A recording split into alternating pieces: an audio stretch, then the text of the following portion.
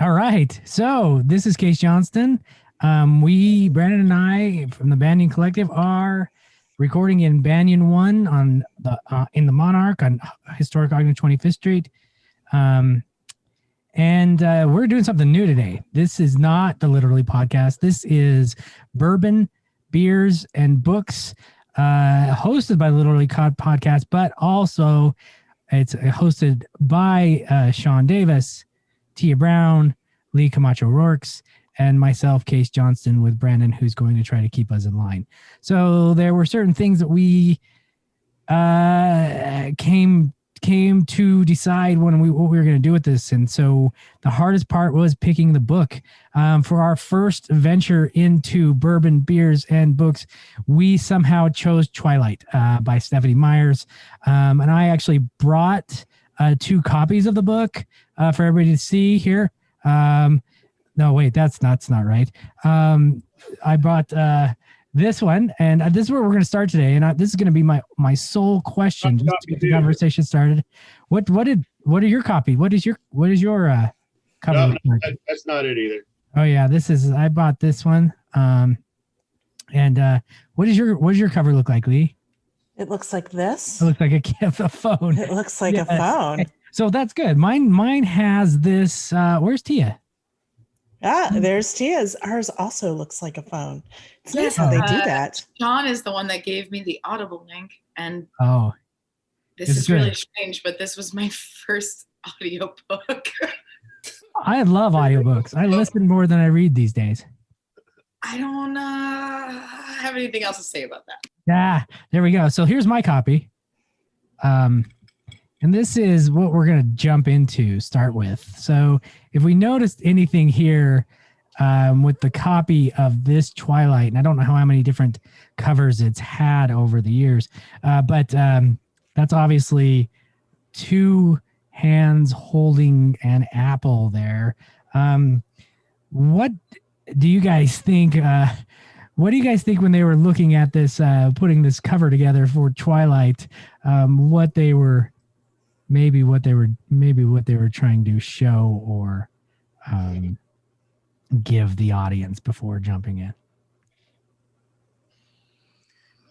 Is it a loss of innocence? It could be. Some sort of religious symbology? Yeah. What is it? It's an age-old tale of star-crossed lovers trying to find themselves and work it out in the universe that they somehow share. Yeah. Yes. I see all of that in the Is apple. it about apple picking? Yes. It's about It's actually about baseball.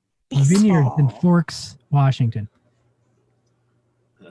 So obviously we jump in with this kind of forbidden fruit thing, which I think, which the book, I've not read the second and third ones. I know Sean's been through most of them already, but I couldn't stop, honestly. It just had to keep going.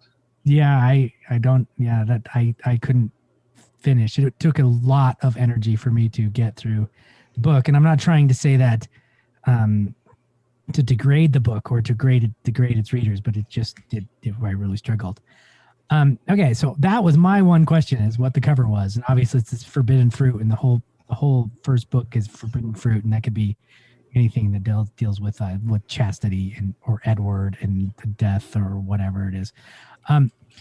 But we've been going back and forth on this for messaging for the last 2 weeks while everybody's been reading it and kind of jumping in.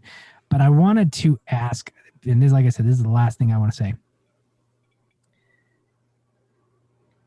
Thematically, who wants to jump in and kind of get the ball rolling as to what this book is?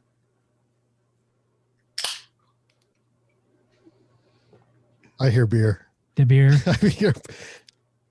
Wait, I think we're all supposed to drink when you hear that. I'm touching my nose because this is not it. Are you not? Were you not raised in areas where not it works? No, you're it. I won because Tia did win. Did it first. Yeah. So I have a question for you, Kase. Yeah. When you ask this question, do you mean? I'm going to need a little help with this question. Do you mean what are the themes of this book? Yeah, I mean, before we start, we get into the things that we absolutely hated about it. I have some things I liked. Yeah, let's try to let's try to do that, and then just to get the conversation going about the book in a way that isn't straight into it. Why did you? So this idea has been kicking around in your head for a long time, and I'm really happy that I think the best part of this whole thing is I get to talk to you guys for a couple of weeks while we're reading a book. But Kase, why did you pick this book? I think we should start off with that. Why did you pick Twilight? This was your idea. I'm going to give it all to you, buddy. I don't think I picked Twilight. Did I pick Twilight? I thought we batted around and we voted on Twilight. Sean, to be honest. I thought it was Sean. Someone said 50 Shades. Okay, Yeah. so And I said that 50 Shades. Along with it. And I said, oh, well, yeah, we'll do Twilight. We'll do 50 Shades next because 50 Shades was like fan fiction for Twilight. Mm-hmm. Yeah. But I thought Kase picked it. But so if no one wants to mess up on who picked it, I want to say, this was a funny book to start with, but there is a phenomenon here. And that's what made me want to read it. I'm like, why did this book, in the research, reading the book, and we all came together and did some research on it, this was marketed to what, 12 to 17-year-olds, right? Yeah, that's right. That's a category before YA, young adults. I mean, it crosses into YA. It made it on, I think, a bestsellers list for chapter books. And chapter books are generally considered, as far as I understand, pre-YA. But 17-year-olds, of course, are YA. I mean, there's a huge difference between a 12-year-old and a 17-year-old, right? And so that's a pretty wide market right there. But then it becomes huge with like 40-year-olds. Yeah, well, that's what I was telling you guys. So we used to have this huge book festival in Portland, Wordstock, and I was a stage manager there for years. And all of the YA stages were full of 20 to 40-year-olds, if not, older. I didn't see hardly any kids. And, so that it's a whole genre populated by, they say young adults, but it's open for everyone. I do think that there's something to cross there because it's also like how many 12-year-olds go to Wordstock? Probably a lot. Yeah. Northwest, I guess, is my guess, Yeah. As that's where I found my own tween upbringing in writing. So I can understand that being like overflocked, but the juxtaposition of the pitching audience, the target audience, with the people who actually consume that, the people who actually spend money on it and attend these events and love Stephanie Meyer. I mean, that has to be taken into account. Twihard, right. Twihards. I mean, yeah, they call themselves. That is the name. I mean, if you're big enough, you get a name. Maybe someday we'll have one. Yeah. No Bourbon doubt. nights, maybe. Who knows? Book good nights. I don't know. Bourbon livers. But I think the thing that is consistently difficult for me to think about this book is I can't just think about the story. I'm constantly thinking of how it came into being. Who is the authority, which is Stephanie Meyer? Like, where does she come from? How does that factor in? And that's probably because my brain has been trained to think that way, right? But it is ultimately so important, and it's very difficult to like concisely describe the theme, which is what Kase was talking about. I think my theme would probably still stand as what I said before. I think the intentional theme, if I'm going to give them any kind of intent, which I don't in so many other aspects, it's just star-crossed lovers at the very base form of it all. I think it's had something to go on with the forbidden fruit part of it, I mean, but that the phenomenon of it, going back to what you were talking about the book and then talking about the author, this book sold millions and millions, over 100 million copies. Why? I mean, this is the first vampire book where they're sexy. Bram Stoker. No, they're not sexy. They're not sexy at all. Well, I mean, they're obviously sexy in, Interview with a Vampire and Lestat and, all of the, Yeah. Oh, okay. Precursors. Vampires overall, because I've never found vampires to be sexy whatsoever. They're very but I mean, like the phenomenon of them as sex symbols, right, is certainly predating this by just a shit ton of time. And likely it's one of the only vampire commonalities that transfers over into the Twilight series. Yeah. They're still attractive. That's like one of the only vampire qualities that they continue to uphold. I don't know. So she makes this statement in it, and I know this is kind of getting further, but when she's researching vampires, she lists off all of these things and she says, and none of them match. But there are things like being pale. That obviously matches all vampire things, right? And we can go into a whole conversation about that. T and I already have broached that subject individually. They're cold. Well, yeah, they're dead. So that definitely matches everything. There's like this whole list she gives, and they match everything. The only things it doesn't match are, the sunlight. And glittery. The coffins have mostly gone away too. What? Oh my God, the glitter. Even if we're going to talk about the quality of them being sexy, they're not fucking. Okay? Vampires, they fuck hard. Right? Yeah, that's a big part of it. All the time. And I mean bitches in a sense where there's no gender. It's not exclusive. Okay? Right. There's no fucking, there's like a lot of love and like soulmate. Is that love? So, okay, let's go back to this idea of themes, because I think this is really important. Yeah. I think that what connects a 12-year-old, and I searched the internet because I didn't understand something in the book. Like I was confused. So I did a search to understand something, and we'll come back to that. I was legitimately confused about something.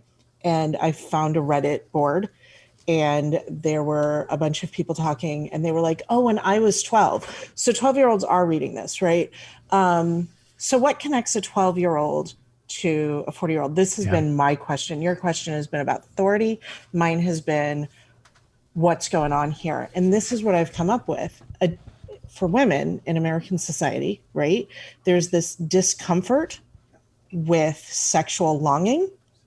And so this book has safe sexual longing, right? You get all of the parts that are socially acceptable for sexual longing. You get the touching, you get the heavy breathing, you get the staring longingly for 2 paragraphs into someone's eyes. Oh my God, kill me. Affirmations. Right. But you don't have to do the boning, which makes people squeamish. I think at least a section of society. And so for 12-year-olds, it's appropriate because ew. And then for a 40-year-old woman who's really uncomfortable with her sexuality, it's appropriate because ew, right? Yeah. So I think that's the theme. It's about longing without yucky stuff. Okay, you know what? I'm going to back you up there without the yucky stuff, because there's no violence. I mean, this is a story about vampires, and like there's really no... We're going to talk, I'm sure we're going to talk about plot later and story later. I mean, this is a long book, right? Oh my God. 544.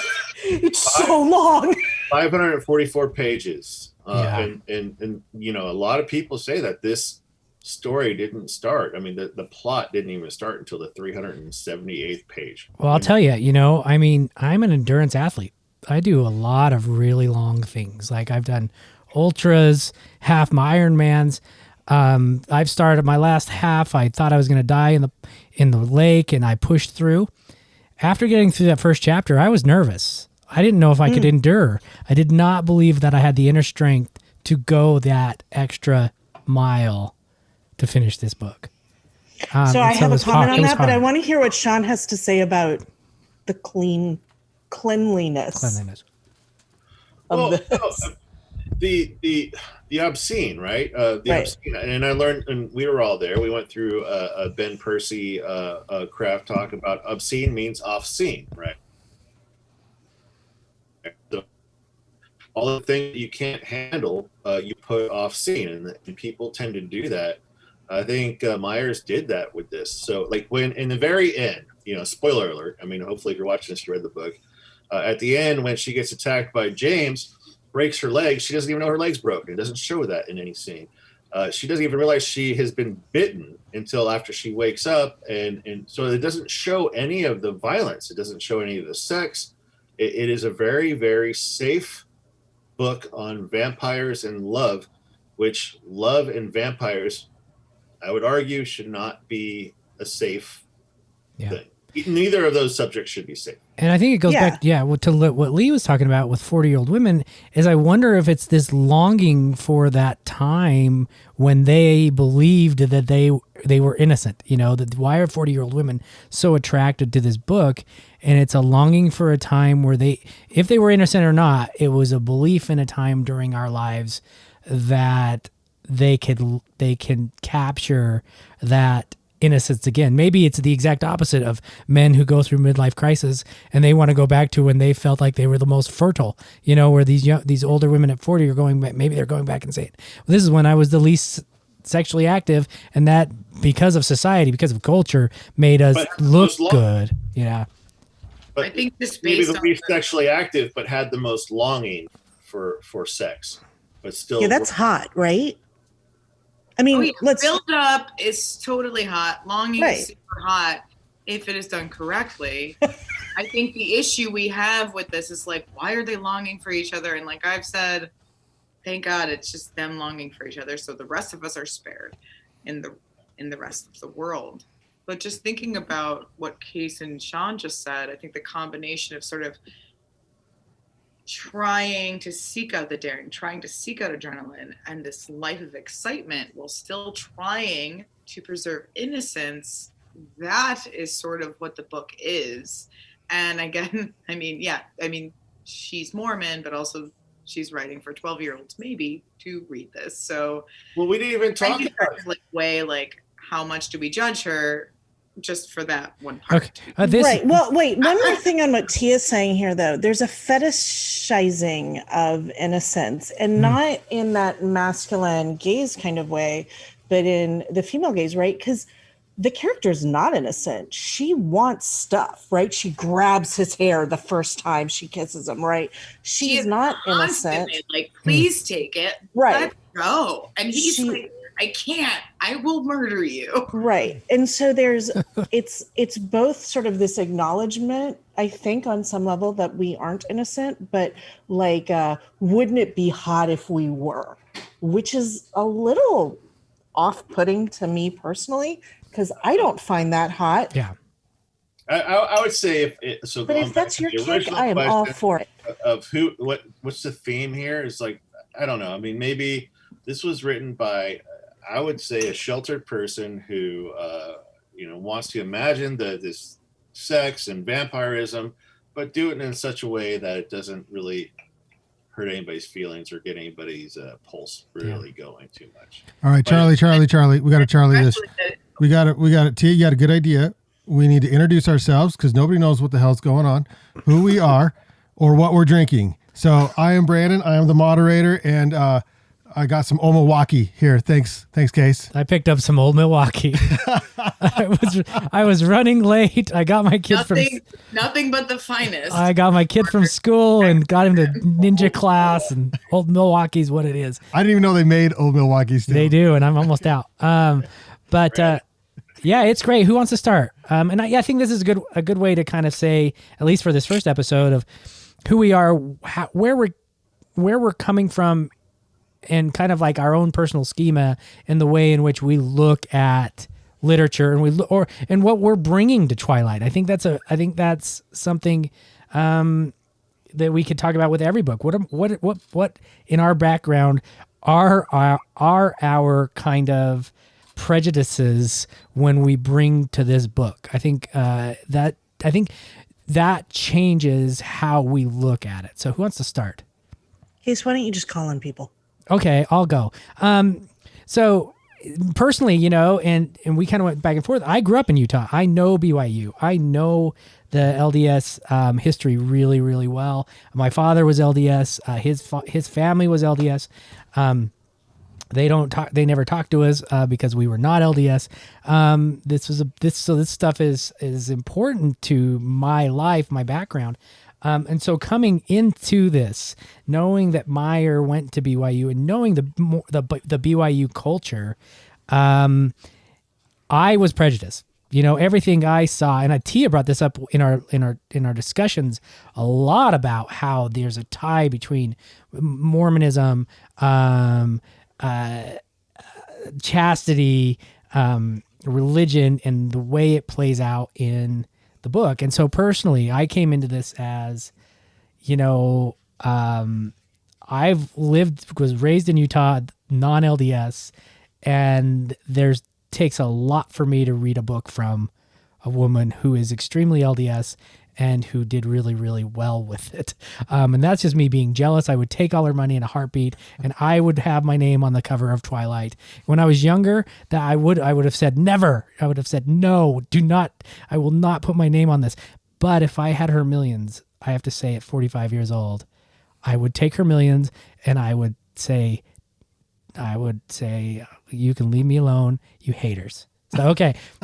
All right. Tia, you go next.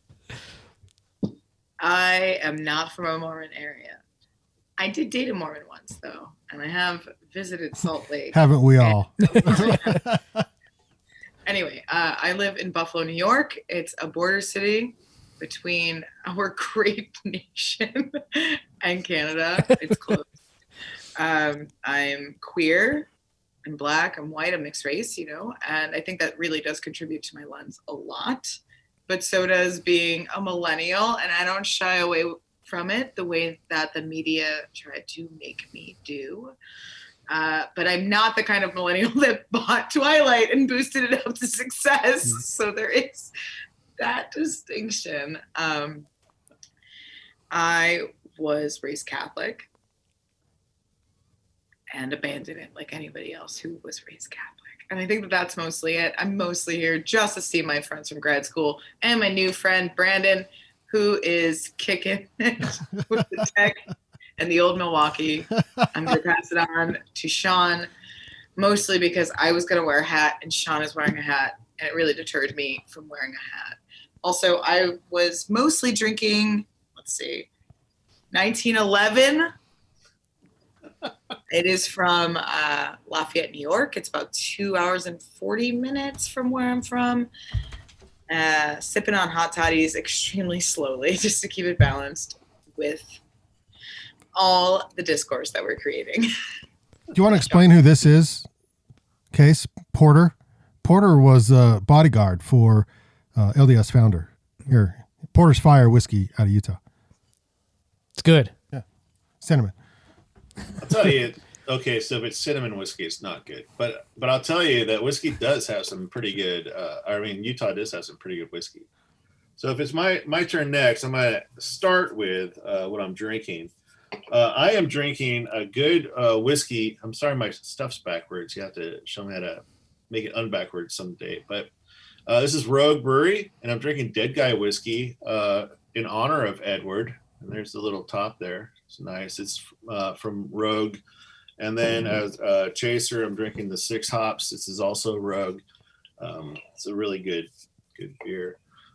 Now, as far as the lens that I read Twilight through is, I'm a combat veteran. I've been to 12 years in the military as an infantryman. Was a wildland firefighter. Wrote a book about wildland firefighting. I wrote a book, a couple of kind of memoirs, and then I'm reading Twilight. But what fascinated me there was I think that Twilight is an origin story. And those are always fascinating. And it's not only for Edward, but for his family. And I thought that was pretty cool. But what's really fascinating about this book is I have no idea how it got so popular. If we're talking about this book, we had to talk about the author and reading about it. I mean, Stephanie Meyer had a dream about a vampire and probably herself in a meadow talking, and then she started writing about it. And I think that's pretty inspirational right there. I have an idea, Sean, of how it got popular. Right here. Oh, we lost your internet, so I thought you took a break. Oh, what? But I just finished Malcolm Gladwell's Tipping Point, and he talks a lot about how things trend. And if you have a built-in audience that's enormous, like a Mormon network, and it's decent reading, it will trend, and then it crosses the tipping point, and then it blows up.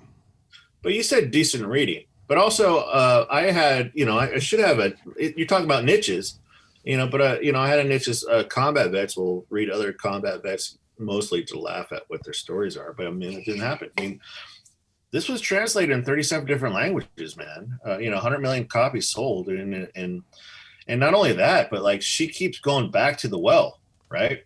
She had the gender swapping one. And then she wrote the same book again as a gender swapping. And then she wrote the same book again through Edward's point of view. And really that book, from what I read, I didn't read that book, but it was a lot of it was cut and pasted from the first book. It's just the perspective was changing a little bit. So I don't get it right now. I want to really talk about Stephanie Meyer's writing style. I would like to talk about plot and structure as we go along, but yeah, that's why I was really fascinated with this book. And I'll give it to Leigh. Hey, y'all. So I'm the Southerner, and I am currently in Central Florida, which is sunny, beautiful right now. Well, not right now. Right now it's dark, but day to day while the rest of you are freezing, that's where I am. I am drinking Old St. Pete Premium Corn Whiskey, which is made in St. Petersburg, just down the way. Super Florida drink in here. It's actually quite good. I was surprised. But St. Petersburg Distillery does good work. That's my shout out to them. So I'm coming at this, if any of you know my writing, I write sort of a gritty gritlit, but I read a bunch of genre. I read vampire books. I haven't read a romance novel in a long time, but I have read romance novels. I read a lot of sci-fi. I read a lot of fantasy, and it does not have to be top shelf for my consumption. And so, when this came out, I'm 45. And when this came out, I was too hot to be reading this. Hold on, I got to plug in my computer. It's giving me a signal. The idea of a sparkly vampire enraged me. I read Interview with a Vampire when it first came out, I'm too cool for school. And so I sort of made this sort of vow never to be involved with this series. But when this came up, I decided, you know what? It's my job as the person who reads this kind of stuff to look for the good, right? To try to figure out the appeal, to represent in some way the genre culture. And so that's one of the things I'm bringing to it. Additionally, I think maybe I won't say the only thing, but one of the only things that I think is really working in this book, although certainly not as well as it should be, is the concept of place. There's some really decent placial descriptions, and that's my jam. That's what I do. I study place, I study writing place, and I write place. So there were moments of great joy for me while reading this, where she was doing some actually good work with place. She doesn't maybe capitalize it, and we can get to that later. But so that's who I am. That's what I'm bringing here. I also do some gender and race studies stuff. And so it's hard for me not to kind of notice that kind of thing going on. And I'm a teacher, and so a lot of my students read this or have read it, in the years. There was a time when everybody who walked into my classroom was like half of them were carrying this book around. And so I taught college for a long time, and just to have a student read something that's not assigned. Right. I mean, I look at this book, it's huge. And I think there's a 12-year-old out there that is like reading this giant book, and they like read them. They know their stuff. And I'm definitely a reading is reading person. So on the one hand, there's actually some things I really like about this. Some of the students that I teach who are trying to write now started because they liked books like these, if not specifically these. And so that's what I'm bringing to the party. I'm just glad we were here to break your vows. That just makes me really, really happy. I mean, that's hot. Sound like Edward somehow. That's hot. um, The double down is what I'm here for. Thanks, Yes. Leigh. So I think maybe we attack. I mean, maybe we attack plot next. You know, because plot. I mean, I was hoping you were going to be like, we attack strengths. yeah. Positive. Yeah, we could go. We can go positive. We can go strength. No, I don't care. No, I think plot. I mean, we should end with what's positive and what's negative. Maybe what's negative and then what's positive, and on a good note. But I mean, before we get to plot, I think we should talk about character development because, you know, I'm of the opinion that every sentence that you write should be either develop character or further your story. And I would argue that she did not further the story for about 300 pages. She developed characters, and did that keep us, if we were to read this without having to do a podcast about it, would we have kept reading it? Go, Leigh. All right. So I'm trying to jump ahead of some people here because I want to say something, which is one of the arguments against this book is often that the characters are unlikable. And because I write super unlikable characters, I'm really interested in that. Additionally, another comment about this book is that Bella lacks agency. And I write by that. Huh? What do you mean by agency? I mean, she doesn't do, like, the world just happens to her. She doesn't do anything. And I write unlikable characters who lack agency. And so when I think about this, my big question is, why do I hate them and I don't hate my characters? And I've got some thoughts on that, which I'm actually going to hold. But I think we have to be careful about the sweeping statement that the problem is that they're unlikable, because I don't actually think that's the problem. I think the problem is that they're uninteresting. Which is, if you give me an unlikable character that's like super dynamic, I'm in. But like, all right, so I'm going to take myself off the air with my comment. I saw Tia's hand. Yes. Yeah, I just want to quickly say to you that no, they are unlikable. The thing that we're unwilling to admit is that sometimes even the character who is evil, beyond evil, you know, the dad on Shameless, Walter White, we do like them. We like the way that they deconstruct things, the way that they observe things around them. There is nothing about Bella and Edward that's happening there. In fact, that is why Edward is drawn to Bella, because he can't read her mind. But we fucking can. And boy, isn't fucking we can. If he had any clue, there's nothing the pages and pages of what's going on in her mind. Yeah, it's like we can read it. She's given us that. I love. They gave us 2 paragraphs on how she eats a bowl of cereal. I get that. Yeah. We get her interior person, and that's what's so unlikable. I think we need to, maybe my suggestion would be to just change how we think of unlikable. Right? Yeah. Because well, it's Vonnegut's rule of writing. They navigate the world. We still kind of like that. Yeah. We don't want to call it that because that makes us seem unlikable. This is what I would argue. Sounds like you guys described like the housewife shows on TV. Unlikable characters. I root for them, and it's not because I don't like them. It's because maybe I'm also.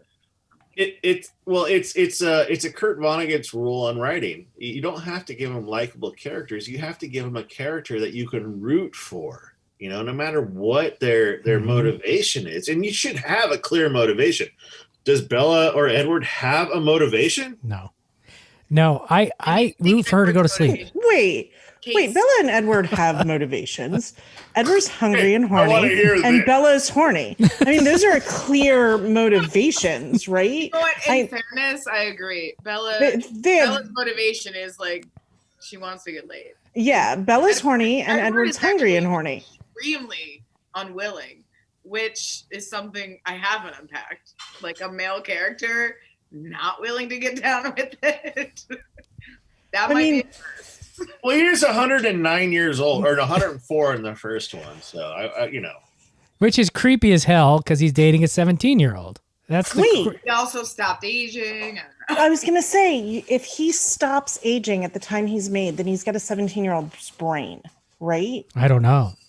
I don't know how that works either. Right, because the 17-year-old male's brain is unfinished, no offense. But it's true, I have biologically. a 17-year-old's brain. He reads, right? So he keeps consuming, he reads, he tries He likes to classical music. We know that. He does all of these things that should evolve his brain space. But what's the plasticity of a dead brain? That's true.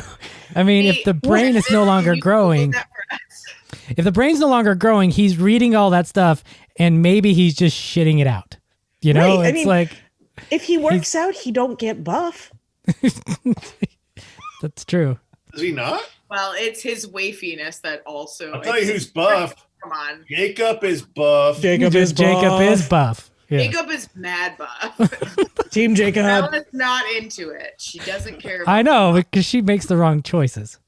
No, I want to talk about that case. You had it dead on straight reading this, knowing that a Mormon woman wrote it and living in a place where there's a lot of Mormons, and the people of color, the Native Americans, are the animals. Well, in the history, if you know Mormon history and Utah history, there is and Brandon can speak to this too, that there is a long history of abuse and genocide, very specifically from the Mormon army against the Native Americans of Utah. There's the Mountain Valley Massacre or the Meadow Valleys Massacre, one of the two, where they went in and then just slaughtered whole Indian tribes, even children, and then blamed it on another tribe. I mean, there's a huge history between the LDS Church pioneers moving into Utah, and their interactions or their kind of slaughter of the tribes. And what I found really interesting in this book is right at the beginning, she's talking to Jacob, and Jacob, they're on the Push Reservation, which is a beautiful reservation. I've been to Forks 3 times because my family loved Twilight so much that every time they came, we had to go. And so not in the beginning, like 100 pages later. Yeah. Not once has this come up. Right. Well, yeah. So we used to go fishing on the 3 times. No, what you are the one that picked Twilight. You're the one trying to blame it on me, Jacob? man. Are you actually Jacob? I have Forks, Washington, and Forks High School stickers on my truck. All right. So it's really funny in the sense that Jacob says, no, they don't come here. And what he's saying is they don't come here. Where? They don't come to the reservation.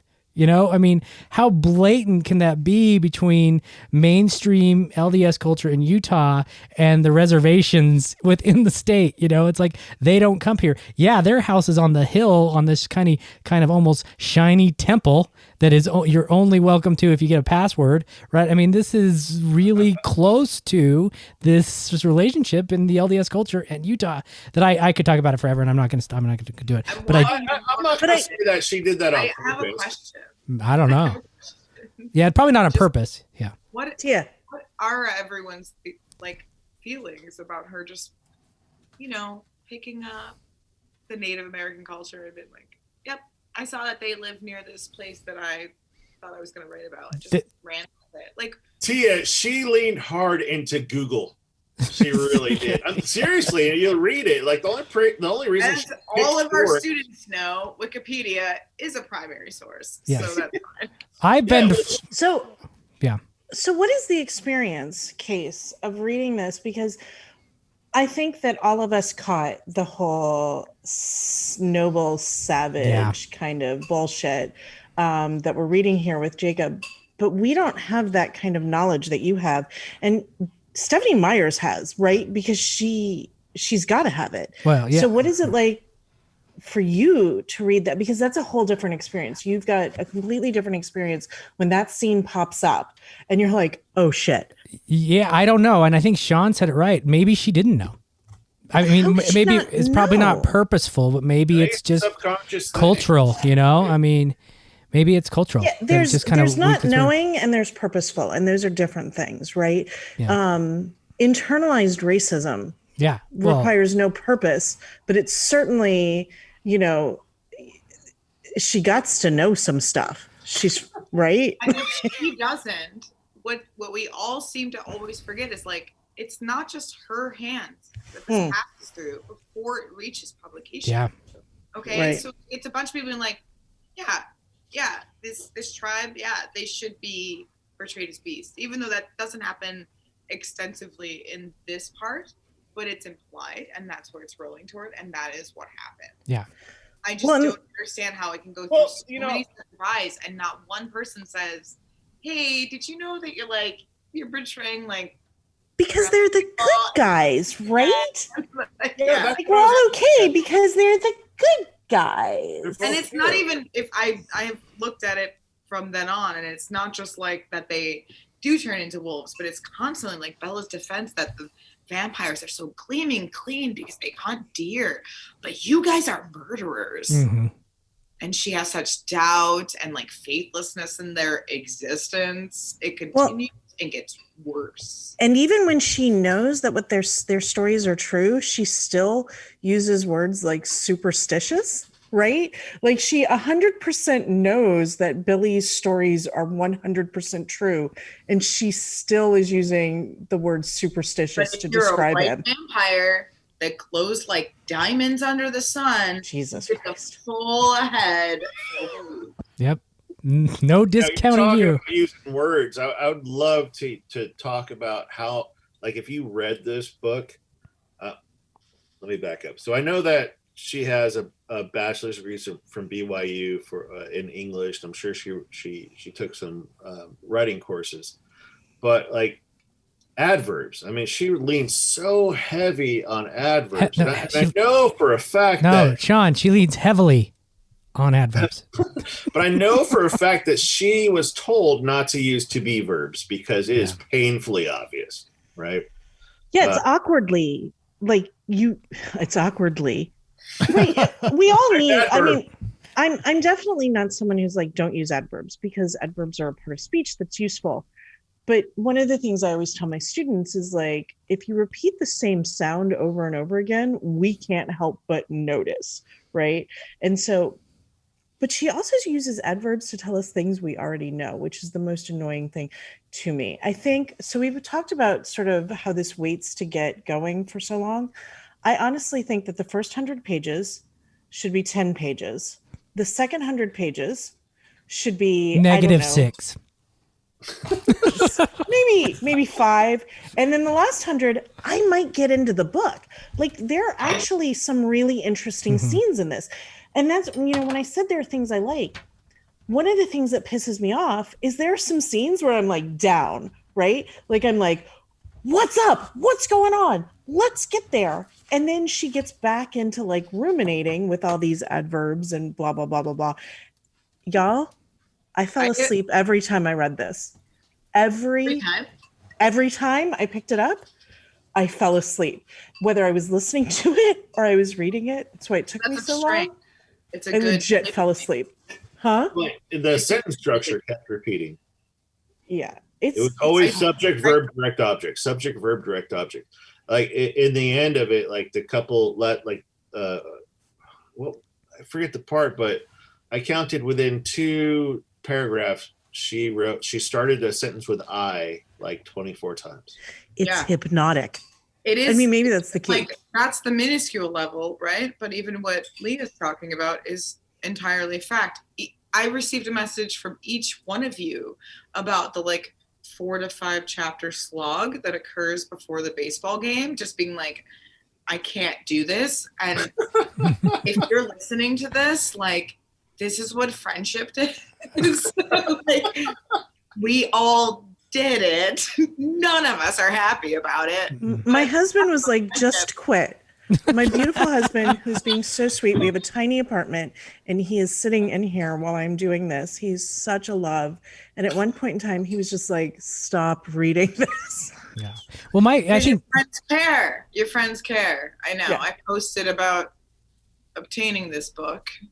I knew a lot of people 10 years ago really devouring the shit out of this. So I don't know why they're lying to me. But to get back to Leigh's point, it did get more interesting, I think, once James kidnaps her. And there's that bit 100%. There's that bit about Alice. That shit could be way more fleshed out. Yes. I want to learn about the one who was locked away because she had fucking premonition powers and shit. Alice is super interesting. Yeah, with electrotherapy, and she was in the asylum. In the book and in the movie, Alice, you're so weird. So just for our Buffy people, Yeah. because Tia and I are Buffy people. For our Buffy people out there, Alice is Drew without all the cuckoos. Without the multiple mental breaks. Yeah. But she's, I mean, and we can make a lot of lines to Buff. And no idea. Because the whole thing about it being like, oh my God, like a vampire fell in love with a human, how original. And I was like, bitch. Buffy? But yeah, so Alice is just Drew. Well, and that's a larger question but Angel was so much more interesting than Edward ever was. I mean, Angel's backstory. Angel in the beginning was sucked. What? Like Angel in the beginning of Buffy sucked. Yeah. He might as well have been Edward. Yeah, that's true. I've never watched. I only watched Buffy the Vampire Slayer, the movie with Pee Wee Herman. I don't know. If you guys Fantastically weird. We should get back to talking about the book because there are so many things that we can talk about with this book. Yeah, the reason I bring this up, though, he is saying not me. For Brandon. The reason I bring this up, though, I actually have a reason for it. Is there is a rumor out there that this was Buffy fanfic. That has not been substantiated, but actually you can draw lines between characters. 100%. For example, Jessica is Cordelia, blah, blah, blah, blah, blah, blah, blah, blah, blah. I do not believe the dream thing at all. No. But maybe that's because I had studied to be a writer, and when I wake up from a dream, I think, what's that mean about my fucking life? Right. I dream about a vampire. I think, what's sucking the life out of me? Like, I'm not thinking like, that's a solid story. I want to talk. You know what?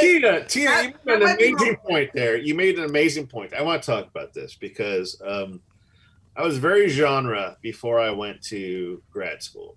I would love sci-fi, I love fantasy. I went to grad school, and I happened to be fighting a war and a revolution, and down at Hurricane Katrina and all that. And they made me think that I had to write literary fiction. But now that I'm done with that shit, I am going back to genre because I love genre. And I just like, what's the difference between literary fiction and genre?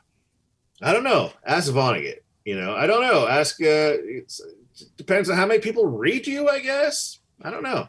So Gaiman, speaking of genre and dreams, Neil Gaiman, I was at a talk. He gave a talk at Sigma Tau Delta conference a million years ago when I was faculty advisor. And Gaiman said this about dreams. He said, dream logic is not story logic. Mm-hmm. Like he was just like, boom, like that's the most important thing he said that day. Dream logic is not story logic. Now I've started using dreams as writing prompts, which means that you can't use you can't write the dream, right? Mm-hmm. It's like a prompt, imagine if. And so her story stands if it's a writing prompt. But the truth is that it doesn't stand because that chapter that is supposed to be her dream is word for word is what she wrote in her blog. Right. Word for word. Right.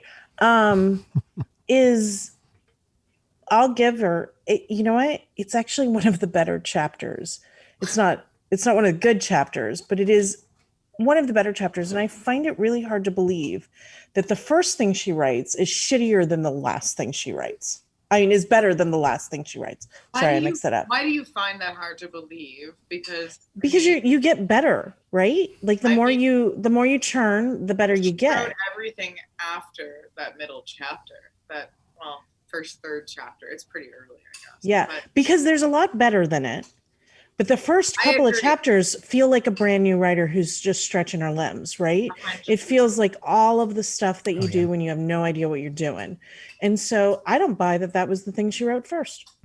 It to me, I'm sorry, and feels like an intermediate fiction class. The whole mythology of how this story came to her only matches the same tone established in the Twilight series. And that's what makes it unbelievable. Yes. Well, I mean, I want to dream that comes to me in 7 series of Buffy. You know, and Right? And the best part is after you write that dream, you get to rewrite it. Right. In different perspectives or swap genders or Yes. whatever makes you get more money. Well, BT Dubs, a big shout out to the fan fiction community who are actually really awesome and don't get enough credit out there, who are doing really cool character stuff and all kinds of cool stuff. We're not putting you down. Nope. No. No, I love fan fiction. Fan fiction community is awesome. I will sign any petition for royalties for the fan fiction community. Right? Any day. I just, because we've been talking about fan fiction a little bit, I kind of needed to put that out there. We love you guys. You're awesome. I let my students write fan fiction so long as they say where it's from. Right? Fan fiction is really cool. But when Vonnegut died, he said anybody can write anything from my stories, and he actually has a website right now. But the fact that she refuses to acknowledge it bugs me. Yeah. I have a question. I mean, a thought about and I think we kind of touched on this, and Tia kind of answered it in our messaging about how long within that first half of the book does Edward just have to be an absolute dick to her, and she still just kind of says, and over again, "Oh, you're talking to me now. Oh, you're being nice to me now." And then he's a dick again. And then she rolls in again and says, "Oh, you're talking to me now. Oh, I'm glad we're talking." And that was the time within the reading that I nearly dropped. I nearly said, "I know I'm putting this podcast together, but you guys are just going to have to do it without me for this first one," because I could not get over that relationship between her just taking his shit for 3 or 4 or 5 chapters, and then every time he says I'm going to be nice, he's nice for a second, then he's a dick again, you know. And I get that the way that Meyer put it out there is that he's protecting her from him. He doesn't want to hurt her. Yeah, but come on, there's a lot of different ways you can write that, you know. Here's one: I'm a vampire. If you're with me, I'll hurt you, instead of just being a dick for 5 chapters, you know? I mean, because she figures it out that he's different the second he saves her from the van, right? That's a moment, instead of avoiding her, treating her like gaslighting. He basically gaslit her for 4 chapters. And why not at that point say, please give this young girl a break. She already knows, stop being a dick, and why does she keep coming back?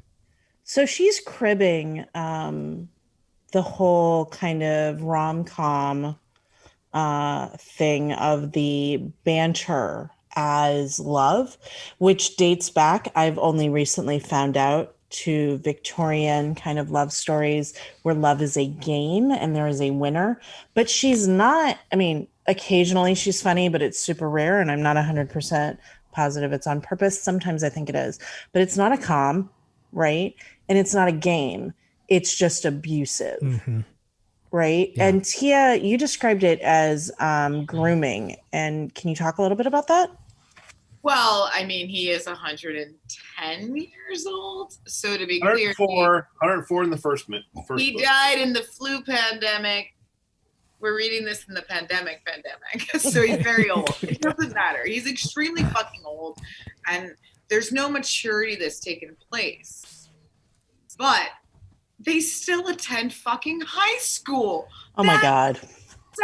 Actually, if you just think about this, very attractive, alluring people going to high school who are like not there to learn anything.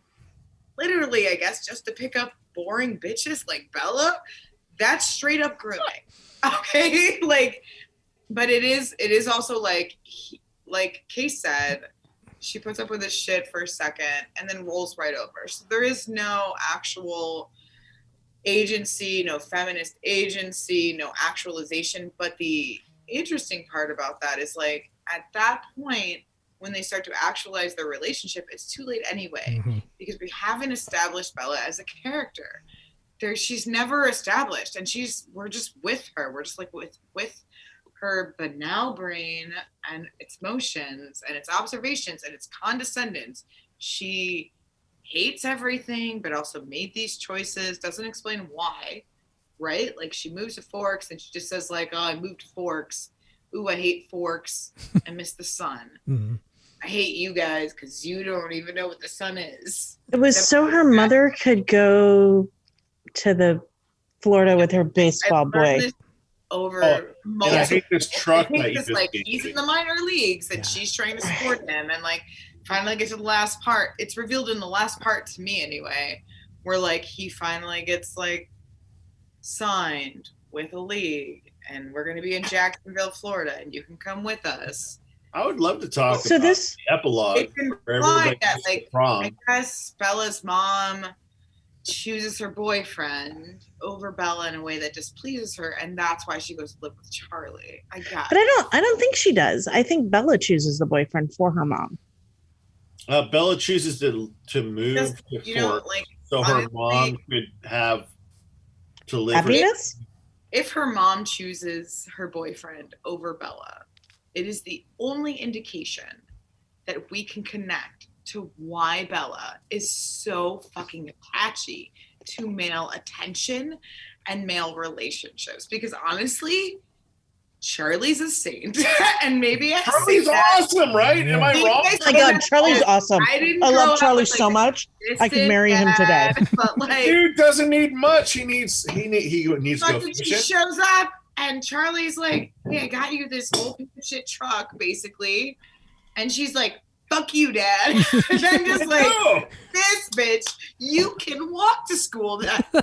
All right. So this is my problem with 12-year-olds reading this. Now, don't get me wrong. If my 12-year-old wanted to read this, I'd let them. But the fact that it is marketed to 12-year-olds, and we have in here someone who is responding to abuse or condescension or whatever so clearly, whose brain is filled with condescension, and there's no repercussions, positive or negative, of that. It's not like she's a mean girl who gets popular by being mean. She's internally mean, and nobody knows and nobody cares, and it doesn't affect her or anybody else at all. This is like not shit you want 12-year-olds exposed to. I would agree. Even though that grooming is like her being, right, that grooming makes it even worse, right? And so if I think about a 40-year-old woman reading this, I'm like, who cares? Whatever. He's a dick, she's a dick, whatever. But if I think about a 12-year-old reading this, I become concerned, not because, the 12-year-old's reading this, but because it's marketed to 12-year-olds. It is marketed. And on both. So I read about half of this off of audiobook, and a lot of it was in the truck, and my 11-year-old daughter was in the truck. Jackie was with me, and what she had to say about it was like, it is super cheesy. It's like, she didn't like any of it. But Jackie's also like your kid. She's got to be super aware, right? Like a normal example. Come on, and come on. And also, she's 11, so she may not be into she can hit boys at 15. Is she into boys yet? She was. Is it okay to discuss that? I met her when she was 4. Yeah, she's a cool kid. Cool enough for her when she was 4. Here we are, a gazillion years later. I don't think she's not a standard example. Yeah. So I'm going to share something personal here. I had to ask everybody what 12 is grade-wise, because I only can measure things in grades. So when I was about in, Tia, you said it's 6th grade? The summer before 6th grade, I got my monokini, which is a one-piece suit with 2 parts, right? It was tied on the side, and I thought I was hot shit. And I would deliberately prance in front of the 17-year-old boy that lived in my grandparents' apartment complex. I liked the attention he was giving me. I liked the feeling that maybe I was worth something. And I'd felt fat and ugly and sad for most of my life. And this is what Bella is, right? She's a girl who feels ugly, and then she goes to a town where all of the boys like her. I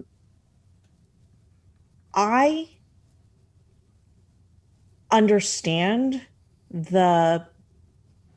why this would be pleasant to read right? Like if you're 12 and you're like really in your own skin and you're starting to get interested in boys and you're starting to get little buds and people are starting to look at you, and you read about Bella who used to suck and now she's awesome and all the boys like her, and there's this older boy who's really interested.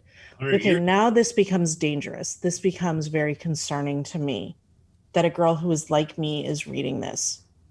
I do think your entire story, like your entire history, is very real, as we've discussed, right? Like I reference Netflix's Cuties. Little reference there. When I watched Netflix's Cuties, I thought, no, that's actually what 12-year-olds are like from Right. where I'm from. We talked about it being normal. Does that mean we approve? I don't know. Right? That's right. There's no approval or disapproval. It just is what it is. It's the acknowledgement of that existence. Yeah. But again, what's very disturbing is that Bella is 17, which is still relatively young to be going into the kind of obsessive relationship and toxicity that she is. Or marriage. It doesn't have to be God, the marriage. The marriage thing. Right. I was proposed to in high school. I was engaged in high school. Thing that happened to me in the high school cafeteria, but I'm not going to tell it right now. I was engaged in high school. Right. So these are things that happen. Right. These are real things. You have the perspective of now being like, yeah, don't do that. Like if you happen to be like anywhere from the age 12 to 17 listening to this, don't do that. Don't do that. That was the wrong boy for me. I don't expect you to listen to us, but it is a thing that happens. But the issue is that if you're a 12-year-old reading the perspective of a 17-year-old, regardless of whether it's fiction or nonfiction, you are putting expectations into place. And I say that as somebody who watched so many rom-coms from the 60s till now, obsessed. And I thought, that's what love's got to be. That's what high school's going to be. And that's exactly how I want a vampire chick to go into me after marriage, to be clear. So and the controlling aspects, like you think, oh, this is love. So love is, and you can all fill in that gap there based on this book and the reception of this book as well. Okay, so that's 60 minutes. What did you want to do? 60 minutes. All right. So let's do 10 more. Okay. And I just want to point out that I'm really happy that Sean went all in on the vampire lighting because he looks total vampire right here. Yeah. And I think I watched way too many John Hughes films because that was my expectation of love growing up too. So I'm so upset that I still was like, really? So we got 10 more minutes and I think we've covered a lot. The truth is, I think the four of us talk about this for 6 more hours. So if anybody has anything to kind of like broach for the last 10 minutes and everybody kind of maybe answer that once, so we if possible, and then we'll wrap it up. But this is Kase Johnstun with the Bourbon, Beers, and Books. We're recording from Ogden, Utah on historic 25th Street at Monarch 1. We have Sean Davis with us from Mackenzie Bridge, Oregon. We have Tia Brown with us from Buffalo, New York. And we have Leigh Camacho Rourks from someplace in Florida. Claremont. Okay, good. So, let's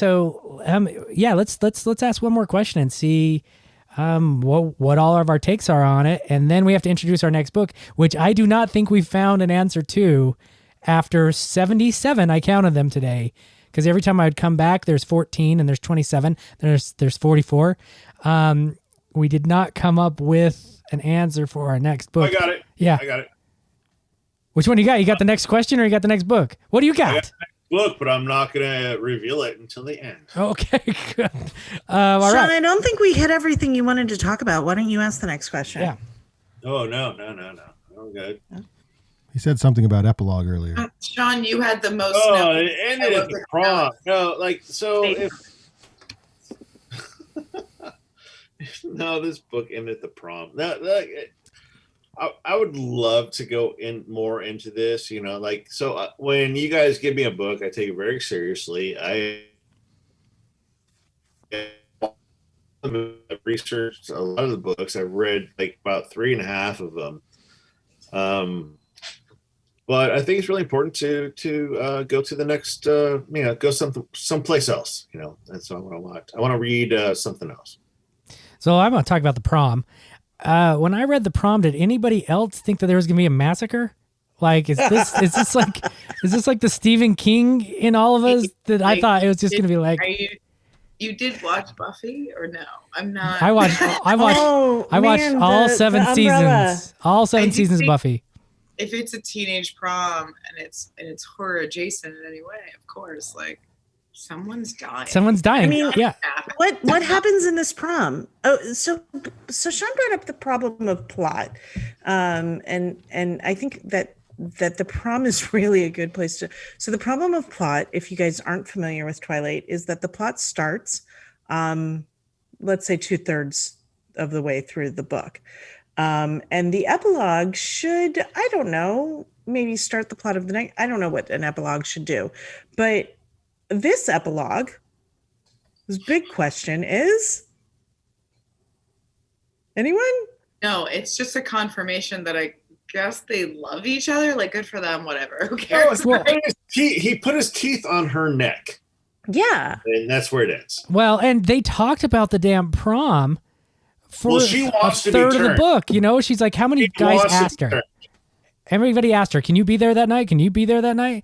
Eric asked her and Mike asked her, and then they all talked about it. And then she forgot the day. Yes. She had no idea that Alice was picking her up for the prom.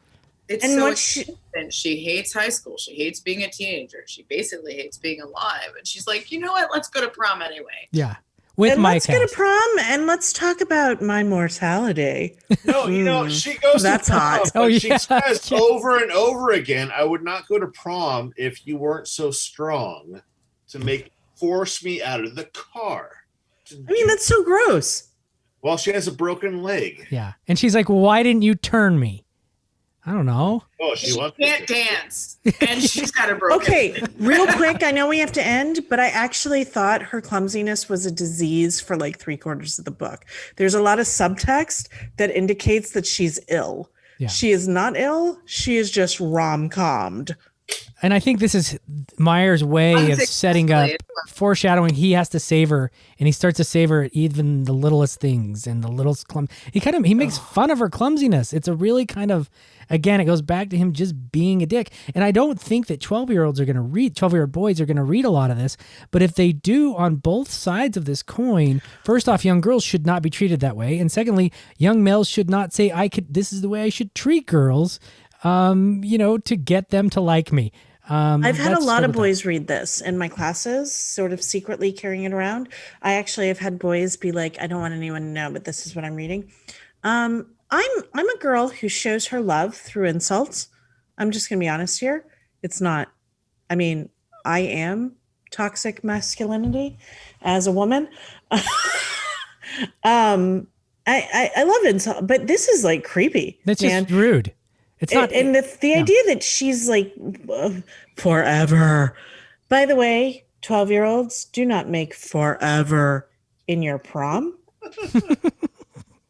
Forever. But in order for you to flirt, like you said before, like Austen does it really well, it has to be witty. It has to be witty. Yeah, that's the thing. It has to be mean, witty. I mean, it's not just mean. To be clear, I occasionally laughed. There are a couple of witty flirts in here, but most of them aren't, and that's the sad thing. If this were a rom-com and it were funnier, I would have been in.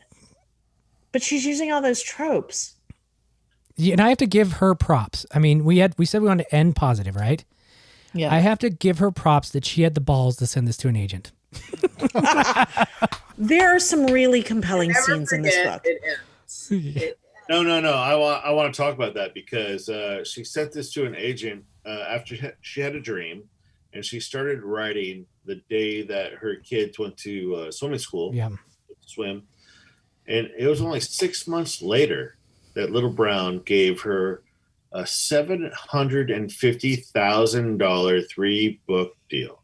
And just for reference, Sean, can you give like an estimate of the amount of time that process usually takes? Yeah, like 20, 30 years. Yeah. Yeah. Well, and I'll tell you I'm this. still waiting for my Little Brown deal. Yeah, you know, this stings. Little Brown, I'm looking at you. This stings me. I I'm actually, not looking at Little Brown because I don't actually want to be on the same bill. Sorry, Stephanie Meyer. I had to revise and resubmit with Little Brown. Like I was this close, and got the rejection after the resubmit. So to hear it's Little Brown, incredibly difficult to do. Yes. Yeah, and I do literally podcast, and Brandon's here for every single one of them, and a lot of the stories are 13, 14 years, and it's not a big deal. I mean, not a big money deal. I started 13 years ago. I shopped this out for 12 years. I revised it 10 times, and I got a contract with a small press that most writers end up loving, but to do it within 6 months with that kind of stuff, maybe that's why we're talking about it today. But it's also like we should be comparing it to other YA deals. Yeah. So let's find out like how long it took for Hunger Games or something like that to come to fruition. Which was much better written, you know. But Yeah. also, this is actually I read that. I read that. It was wasn't the first bad. I read, Yeah, I liked it. Yeah. to be clear, the good. publishing is a part of the zeitgeist, right? She comes in, sweeping in with a clean jeans, no fear, vampire romance, and that's what they were buying. They weren't buying her writing, good or bad, whatever you feel about it. There's a matter of luck involved in this, and I think that it's okay for us to admit that she didn't have her finger on the pulse of the zeitgeist. She stumbled in to a niche that was desired. Yeah. And talking about next books, Agreed. we brought up. Sorry. I would love to end this with asking all of you guys, how much did you have to read? How much do you have to drink to get through this book?